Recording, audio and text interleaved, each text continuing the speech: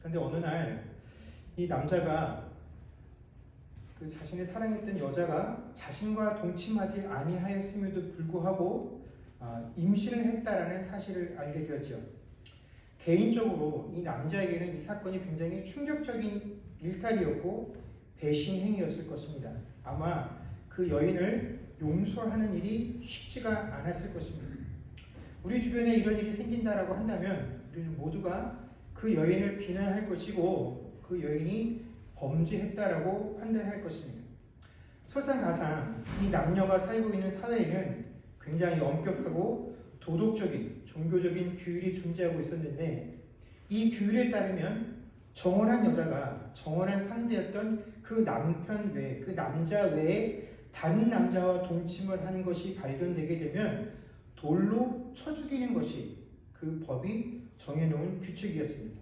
그리고 그들이 살고 있었던 공동체, 그 사회에서는 이 법, 자신들이 가지고 있는 이 율법을 잘 지키는 것이야말로 자신들이 섬기고 있는 그 신을 온전하게 섬기는 것이고 우리가 그 신의 백성으로서의 참된 증거가 될 수 있다라고 여기는 그런 세상이었습니다.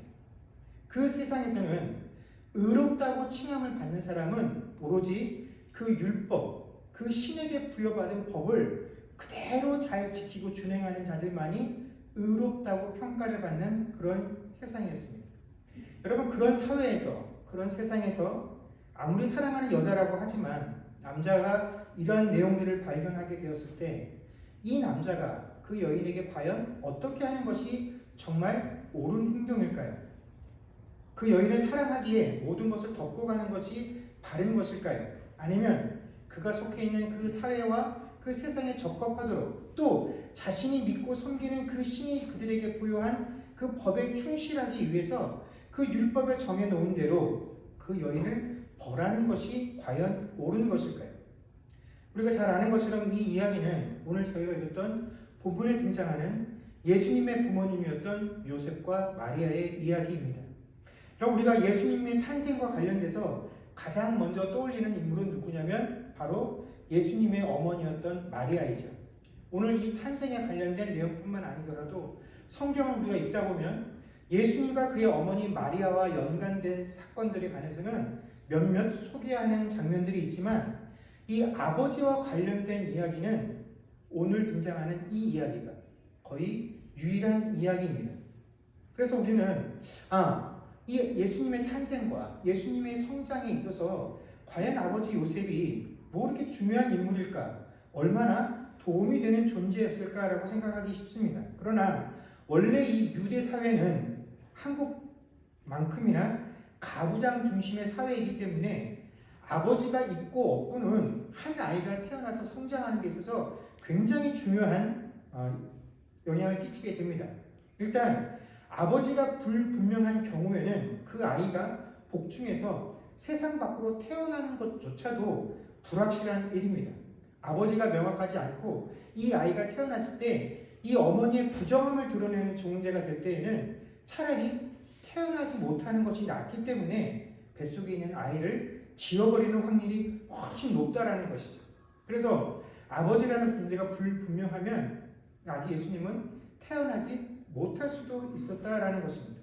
설사 태어났다라고 할지라도 아버지가 없는 자녀는 그들이 살고 있는 그 유대 사회, 하나님께서 주신 그 율법에 꽁꽁 묶여 살고 있는 그들의 입장에서 보면 아버지 없이 자녀가 장성한다라는 것은 굉장히 어렵고 힘든 일입니다. 비록 예수님께서 성령으로 잉태된 것이다라고 할지라도 육신의 아버지의 존재 유무는 예수님께서 이 땅에 태어나셔서 장성하는 데 있어서 굉장히 중요하고 든든한 버팀목이 되는 존재다라는 것이죠. 그렇기 때문에 우리가 이 성경을 읽을 때 예수님과 과연 그 아버지 요셉 사이에 어떠한 관계가 있었고 그 요셉이 얼만큼 중요한 존재였느냐, 자주 등장했느냐 하는 것들과는 상관없이 예수님의 탄생과 관련해서 이 육신의 아버지였던 요셉의 가치는 참으로 중요한 존재다라는 것을 이해해야 합니다. 성경은 오늘 이 요셉을 의로운 자라고 평가를 합니다. 유대인들에게 있어서 의롭다라는 표현은 율법의 준수와 관련된 것이죠. 의로운 사람이란 율법을 잘 지키는 사람을 의미합니다. 그렇다면 제가 앞에서도 언급한 것처럼 우리가 자신도 모르는 사이에 다른 남자의 아이를 임신했을 이 마리아에 대해서 요셉이 다음에 어떻게 행동하겠구나 하는 것들을 어느 정도 예측할 수 있을 것입니다. 왜냐하면 요셉은 의로운 사람이기 때문에 그렇다는 것이죠. 그리고 이 의롭다라는 것은 율법을 온전하게 준수하는 사람이기 때문에 그런 요셉의 평상시의 성정과 판단대로라고 한다면 마땅히 이 부정한 여인은 마리아를 돌로 쳐 죽이도록 율법에 고소를 해야 합니다. 그래서 이 율법이 정해놓은 그 내용들이 충족되어짐을 통해서 율법의 존의를 만족시켜야 하는 것이 의로운 사람 요셉이 해야만 하는 일이었죠. 그런데 어찌된 일인지 이 요셉이 율법의 이 내용을 호소하지 않고 마리아와의 문제들을 사람들에게 드러내지 않고 조용히 가만히 끊고자 했다라고 성경이 기록을 하고 있습니다. 여러분, 이 남편 요셉이 가만히 끊고자 했다라고 하는 것이 우리가 생각하는 것처럼 그렇게 간단한 일이 아니다라는 것입니다. 이 일은 엄청난 자기 희생을 필요로 하는 행동이죠. 만약 특별한 이유 없이 정혼했던 남자가 그 여인과 파혼을 하려고 하는 것 역시 이 율법이 엄격하게 금하고 있기 때문에 그렇다라는 것입니다. 부정한 남녀 모두가 율법에 따르면 돌에 맞아 죽어야 되는 것처럼 이 당시의 율법은 남자가 경제력이 있고 사회적인 지위와 힘이 있다라고 해서 자신이 정혼했던 여인을 함부로 버릴 수 없도록 정당한 이유 없이 파혼을 하게 되면 그 모든 책임을 남자가 지도록 하고 있는 것이 이 율법의 특징이었다라는 것입니다. 그러니까 가만히 조용히 끊고자 한다라는 이 의미는 이 모든 비난, 율법이 자신에게 물어야 되는 그 책임들을 이 요셉이 혼자 지겠다라고, 세상 사람들은 이 안에 어떠한 내막이 있는지 모르고 그냥 내가 이 여인과 파혼을 했다라는 그 사실만으로 내게 손가락질하고 비난하겠지만 그래도 나는 이 일을 조용히 변명하지 않고 끊겠다라고 하는 것이 바로 요셉이 말한 가만히 끊고자 한다라는 말의 의미이다라는 것입니다. 만약에 요셉이 내가 결백하다라는 사실을 세상 사람들에게 보이려고 한다면 나는 비난받을 이유가 없습니다라고 마음을 먹었다라고 한다면 어떻게 됩니까? 어쩔 수 없이 이 유대 사회에 마리아의 부정함을 드러내야지만 하겠죠. 그래서 이런 일이 있었기 때문에 요셉이 파혼하기를 원했구나. 그러나 만약에 그렇게 되었다라고 한다면 마리아도 이 마리아 뱃속에 있었던 아기 예수님의 생명도 책임질 수가 없죠. 그대로 모든 하나님의 계획이 수포로 돌아갈 수 있는 그런 상황이었다라는 것입니다. 반대로 이 여인과 아기의 생명을 지키려고 한다면 그가 유대 사회에서 속해 살아가는 것이 굉장히 어려운 그런 상황이었다라는 것이죠. 어느 쪽도 사실 선택하기가 쉽지 않은 것이 요셉이 취해 있었던 형편과 상황이었습니다. 그런데 요셉은 이 둘 중에 무엇을 선택하기로 합니까? 내가 비난받고 내가 손가락질 받을 수 있는 그 방법을 선택했다라는 것이죠. 모든 책임을 자기가 지기로 하는 것입니다. 바로 그 의미가 가만히 끊고자 했다라는 이 요셉의 행동에 대한 의미입니다. 여러분, 우리가 세상을 살아가면서 세상의 일뿐만 아니라 우리가 교회 안에서도 마찬가지죠. 여러분, 우리는 무엇을 의롭다라고 판단을 하고 무엇이 의로운 것이다라고 그런 가치의 기준을 평가합니까? 우리는 살아가면서 옳은 것과 그른 것 중에서 옳은 것을 옳은 것이다라고 말하고 잘못된 것을 잘못됐다라고 이것을 명확하게 구분할 수 있는 그런 행동을 의로운 행동이다라고 말하고 그런 사람을 의로운 사람이다라고 이야기를 합니다. 그러나 요셉은 그렇게 하지 않았죠. 율법이 정해놓은 대로라고 한다면, 하나님이 그 율법을 주신 목적에 합당하게 행하려고 한다면 잘못된 범죄를 저지른 사람을 그 사람들 앞에 드러내게 하고 그 율법에 따라 징계받음을 통하여 그들의 공동체 안에 이런 죄 지은 사람이 응징을 받고 모든 사람에게 귀감이 되는 그런 선택을 해야지만 우리가 생각하는 옳고 그름의 법칙에 따라 의로운 사람이다라고 말할 수 있을 것입니다. 그러나 요셉은 그렇게 하지 않았죠. 자신이 어려움을 감당하고 이 여인을 살려주는 선택을 했다라는 것입니다. 그런데 그런 요셉을 향해서 성경이 의롭다라고 평가해 주었다라는 것은 성경이 말하는, 또 성경이 우리에게 요구하는 의로움이라는 것은 우리가 알고 있는 것처럼 옳은 것과 그른 것을 따져서 그른 것들을 포기하고 옳은 것만을 쫓아가는 것을 성경이 말하는 의로움이다라고 평가하는 것은 아니다라는 것입니다. 성경이 말하는 의로움이라는 것은 때로는 그것이 나에게 해가 되고 불이익이 되고 또 누군가의 죄를 덮는 그런 상황이 된다 할지라도 그런 세상이 판단하는 옳고 그름을 넘어서서 내가 그 상황 속에서 행할 수 있는 자기 희생을 과연 할 수 있느냐 그렇지 못하느냐를 판단으로 의로움을 이야기하고 있다는 것입니다. 여러분 우리 한번 곰곰이 생각해 보십시오. 예수님께서 이 땅에 오셔서 공생의 사역을 하시는 그 내내 예수님께서 이 땅을 향해 선포하셨던 그 내용들은 우리를 심판하신다라는 내용이 아닙니다. 예수님께서 오셔서 분명히 잘못된 것들을 지적하셨습니다. 심지어 독사의 자식들아라고 유대인들을 향해 외치셨고 또 그 당시에 종교 지도자들을 향해서는 회칠한 무덤과 같은 존재다라고 말씀하셨으나 그럼에도 불구하고 예수님께서 그들에게 선포하셨던 내용들은 그들을 심판하시고자 함이 아니라 그들의 죄를 깨달아 어떻게 하시고자 함입니까? 구원시키고자 하심이 예수님께서 이 땅에 오셨던 목적이다라는 것입니다.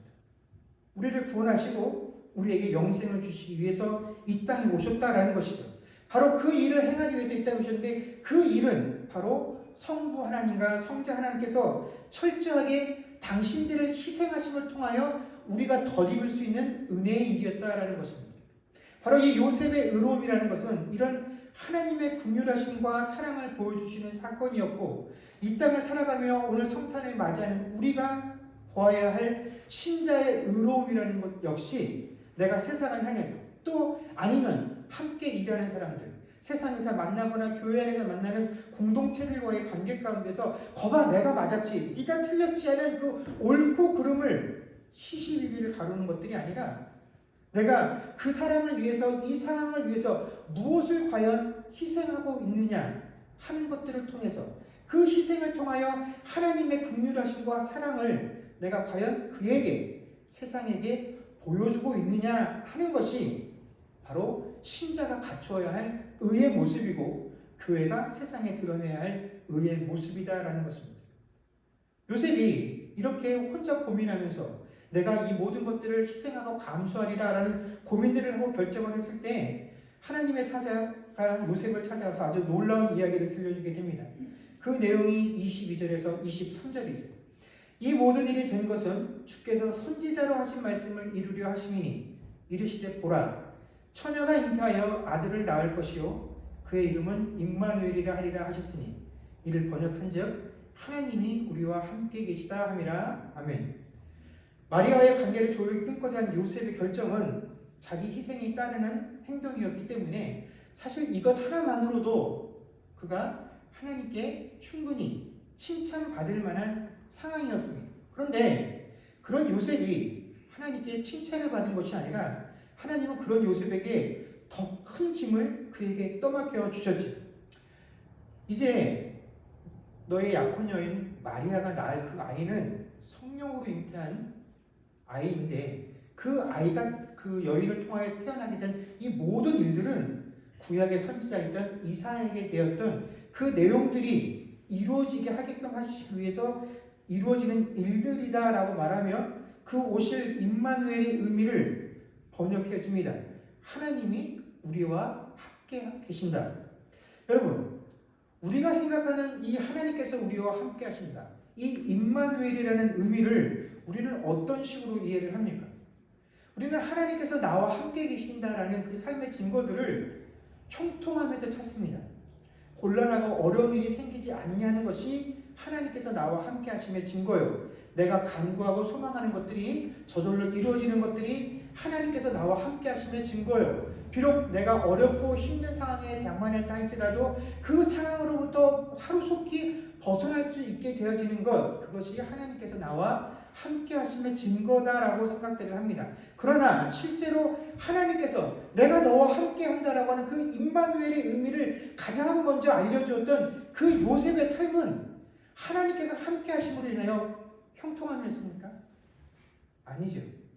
그는 더 큰 어려움들을, 자신의 힘과 능력으로 자신의 처지로는 감당할 수 없는 그 상황 가운데로 빠져들게 되어지는 것을 임마누엘로 경험하게 되어진다라는 것입니다. 여러분, 하나님께서 우리와 함께 하신다라는 것은 결코 내가 바라고 소망하는 것들을 하나님께서 이루어 주신다는 그런 의미로 받아들여지는 것이 아니라 내 삶을 통하여 하나님께서 예언하셨던, 하나님께서 계획하셨던 그 일들이 이루어지도록 하는 것, 그것이 하나님께서 나와 함께 하신다라는 그 참된 의미이다라는 것입니다. 여러분, 때로는 처녀가 잉태하여 아이를 낳으리라는 것처럼 일반적이지 않은 이 자연의 법칙들이 우리의 삶에 들어오게 돼요. 그런 상황만큼이나 하나님께서 우리의 삶 속에 깊이 들어오셔서 내 삶을 한번 간섭하신다라고 우리가 한번 생각을 해볼까요? 세상 사람들이 기대하지 못했던 그런 초자연적인 일들이 내 삶에 벌어지는 것이 과연 마냥 기쁘고 행복하고 좋은 일이기만 하는 것일까요? 물론 죽을 병에 걸렸다 그런 체험들을 통해서 살아날 수 있다라고 한다면 물론 기쁘고 즐거운 일이겠으나 나는 이 세상을 마음껏 내가 세운 그 계획들을 따라 마음껏 내 꿈을 펼치는 그런 삶을 살고 싶은데 하나님께서 그 모든 것들을 허락하지 않으시고 무슨 소리야? 내가 네 삶을 통해서 이루고자 하는 하나님의 뜻과 계획이 있어. 그러니 네가 아무리 똑똑하고 잘나고 배경이 뛰어나도 내가 그 모든 것들을 막아서라도 너를 통해 이루고자 했던 내 계획들을 이루기 위해서 내가 이 삶의 모든 것에 간섭하겠다라고 하나님께서 한번 우리 삶에 나와 동행하신다라고 생각해 보십시오. 나는 그 자리에 오를 만큼의 능력이 있고 배경이 있는데 기회도 왔는데 생각지도 못했던 것으로 인하여 그 기회가 그 길이 막히고 병이 들어서 그 일들을 감당할 수 없는 상황이 되어진다라고 한다면 여러분 과연 하나님께서 나와 동행하시며 하나님의 나를 향한 계획들을 분명한 계획들을 가지고 있어 그 계획 가운데 나에게 오셔서 예상치 못했던 그런 섭리를 통하여 나를 하나님의 방법으로 하나님의 뜻과 그 길로 인도해 가신다라고 하는 것이 과연 무작정 기쁘고 좋은 일이겠느냐 하는 것입니다. 과연 그런 상황 속에서도 우리는 그런 하나님을 임마누엘의 하나님이라고 말하며 찬양하고 그런 하나님께 영광을 돌릴 수 있겠느냐 하는 것입니다. 근데 여러분, 이런 대단한 일이 어떤 특정한 인물들에게 대단한 위치에 있는 사람들에게 벌어지는 일이 아니라 요셉과 같이 너무나 평범한 사람에게 일어난다라는 것입니다. 여러분, 그 시대에도 분명 이 요셉보다 사람들이 평가하기에 믿음이 좋고 모든 것이 위치가 더 뛰어난 사람들이 있었을 것입니다. 제사장들이 존재했었고 서기관과 바리새인과 같은 뛰어난 종교 지도자들이 살고 있었습니다. 그러나 하나님은 그런 종교 지도자들이 아니라 정말로 가난하고 보잘것없는 이 요셉에게 그 일을 맡기시고 그를 인도해 가셨다라는 것입니다. 아무것도 내세울 것이 없는 그 사람의 희생을 강요하시고 그의 희생적인 선택을 통해서 하나님의 놀라운 은혜들을 이끌어 가셨다라는 것입니다. 여러분, 이 시대를 살아가고 있는 우리들에게도 마찬가지다라는 것입니다. 오늘날 하나님께서 간섭하시고 이끌어 가시는 하나님의 방법들은 우리가 생각하는 목사들, 또 세상적으로 뛰어난 업적들을 이룬 사람들, 또 세상에서도 성공하고 교회 안에서도 적당한 직분들을 가지고 있는 그런 일을 할 만한 사람들을 통해서 하나님께서 역사하시는 것들이 아니라 오늘 이 요셉과 같은 사람들 통하여 하나님께서는 하나님의 그 일들을 이루어 나가신다라는 것입니다. 그래서 이 시대를 살아가고 있는 우리들에게 정말로 절실하게 필요한 것들은 바로 그 요셉과 같은 순종이다라는 것입니다. 오늘 하나님의 사자가 요셉을 찾아서 이 모든 것들을 설명하고 나니까 요셉이 어떡합니까? 그 즉시로 그는 하나님께서 자신에게 명령한 모든 것들에 순종하며 그 여인을 데려오기를 꺼리지 않았고 또 그 여인이 아이를 낳을 때까지 그 여인과 동참하지 않았다라는 것입니다. 사랑하는 성도 여러분, 오늘 우리가 성탄을 맞이하면서 임마누엘 대신 육신의 몸을 입고 이 땅에 오신 그 하나님을 찬양하며 그 하나님께서 우리에게 베풀어 주신 그 크고 놀라운 은혜와 사랑들을 의미합니다. 그러나 여러분, 그 전에 먼저 우리가 생각해야 될 것은 그 임마누엘 오실 그 예수님을 맞이하게 되는 그 처음 소식을 들었던 요셉에게 그 사실이 얼마나 충격이었을까 하는 사실이다라는 것입니다. 결코 그것이 무조건 기쁘고 즐거워서 외칠 만한 그런 상황이 아니었다라는 것이고, 오늘 성탄을 맞이하는 우리들에게 하나님께서 요구하시는 것도 마찬가지다라는 것입니다. 우리가 매해 이 성탄을 맞이할 때마다 느끼고 또 인식하는 것들 아닙니까? 우리가 이 성탄 맞이해서 이때 내가 사랑하는 사람들에게, 가족들에게 선물 좋은 거 하나 해주겠다고 한 달을, 몇 달을 꽁꽁 아껴서 그들이 만족할 만한 상품과 선물을 사주면서 그들이 기뻐하는 모습들을 보면 물론 우리도 기쁘고 좋습니다. 근데 세상은 어찌되었든지 그런 방법들을 통하여 기쁨과 만족들을 베풀고 누리려고 합니다. 그러나 우리가 이 시즌을 맞이하면서 만족해야 될 것들은 바로 요셉이 하나님께 순종했었던 그 모습이어야 한다는 것이죠. 하나님께서 이 땅에 당신들의 희생을 통하여 그 하나님의 놀라운 사랑과 은혜를 선포하셨던 것처럼 그 하나님의 놀라운 계획들을 이행하기 위해서 요셉이라는 인물이 참으로 보잘것없었으나 자신의 선 위치에서 내가 할 수 있는 최대한의 희생들을 감내한 것처럼 우리가 많이 가졌던 적게 가졌던, 많이 배웠던 적게 배웠던, 내가 베풀 수 있는 상황이 되든 아니 되든 하나님께서는 우리가 처해 있는 그 상황 속에서 내가 행할 수 있는 그 나의 희생들을 통하여 이 땅 가운데 하나님께서 보여주시고자 했었던 그 하나님의 놀라운 사랑과 은혜들을 보여주기를 원하신다라는 것입니다. 우리는 그 사실들을 이미 알고 있는 자들 아닙니까? 그런데 과연 우리에게 이 요셉과 같은 이 임마누엘에 대한 기대와 그것들을 이루기 위한 자기 희생의 모습들이 과연 있을까요? 이 소식을 처음 들었을 요셉이 느꼈던 그 고뇌와 고민이 그리스도인으로서 우리가 살아가면서 이 세상을 향해서 내가 어떻게 할 것인가 하는 그런 고민과 고뇌들이 과연 우리에게 있을까요? 이 성탄을 맞이하면서 과연 기쁘기만 하고 멀리 떨어져 있던 가족들이 함께 모이는 기쁨들과 선물들을 나누는 기쁨으로 하나님께서 우리에게 맡기셨던 그 희생, 그 정신들을 다 잊어버리며 살고 있지는 아니합니까? 그리고 오늘 이 성탄을 맞이하여 하나님께 예배하면서 하나님께서 우리에게 베푸신 그 놀라운 사랑과 은혜들을 기억하며 우리가 참으로 영광을 돌리며 기뻐할 것이나, 또한 이 땅 가운데 임마누엘로 오시면서 하나님께서 요셉에게 보여주셨고 요구하셨던 그 희생적인 삶의 모습들이 우리에게 절실히 필요하며 또한 이 시대에 우리에게 절실히 필요하다라는 것. 과연 하나님께서 요구하셨던 그것들이 우리 일상의 삶들을 통해서 정말 얼마나 보여지고 있는지에 대한 그런 고민과 고뇌들이 또한 있어야 하는 것이 성탄을 맞이하는 우리의 모습들이 되어야 할 줄로 믿습니다.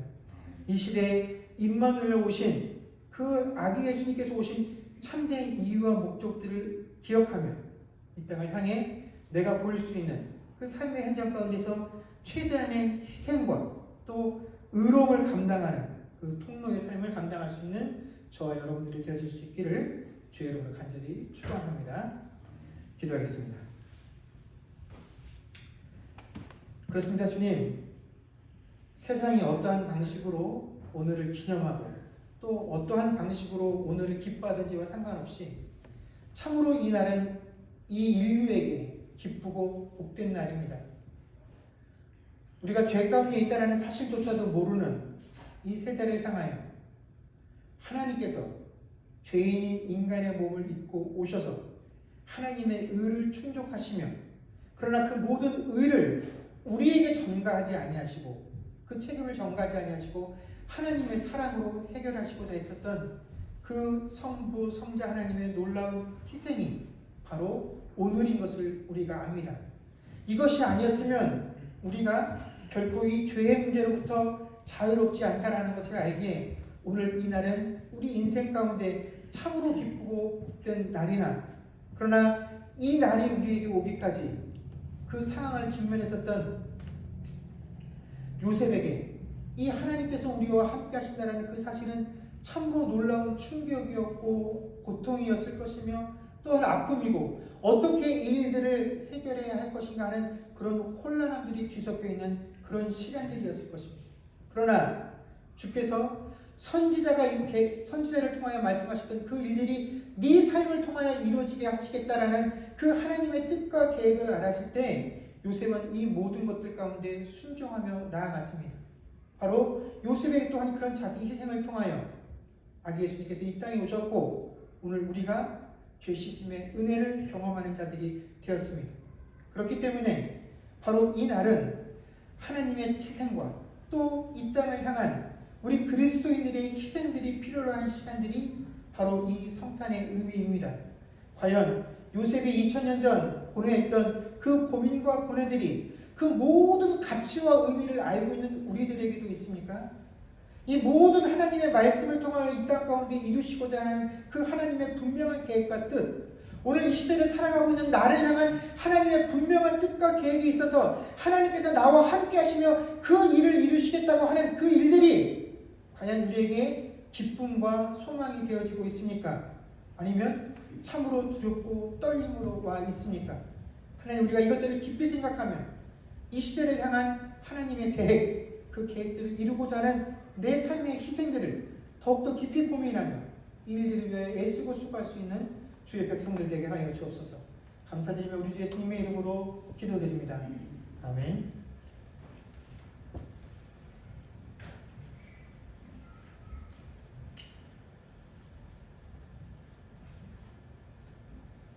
천사들의 노래가 찬양하겠습니다. 우리 1절하고 4절만 하겠습니다.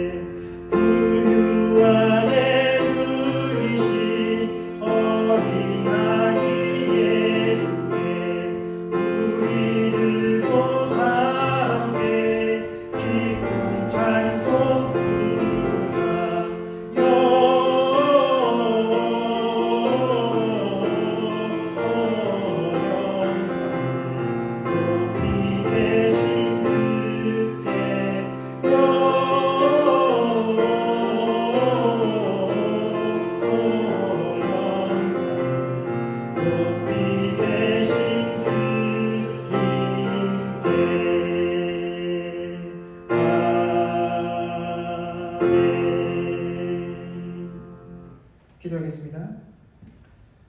지금은 우리 주 예수 그리스도의 은혜와 하나님 아버지의 크신 사랑과 성령님의 교통하심과 충만케 하는 역사가 2000년 전 이 땅에 독생자 예수를 보내시어 우리 죄를 사하기를 기뻐하셨던 그 하나님의 놀라운 희생이 또한 우리 가운데 임하여서 이 시대를 살아가는 우리들에게도 필요한 희생의 모습인 것을 알고 그렇게 살기로 고백하는 주의 백성들과 그들의 가정과 사업과 자녀들과 미래와 이 교회 위에 이제로부터 영원토록 함께 있을지어다. 아멘.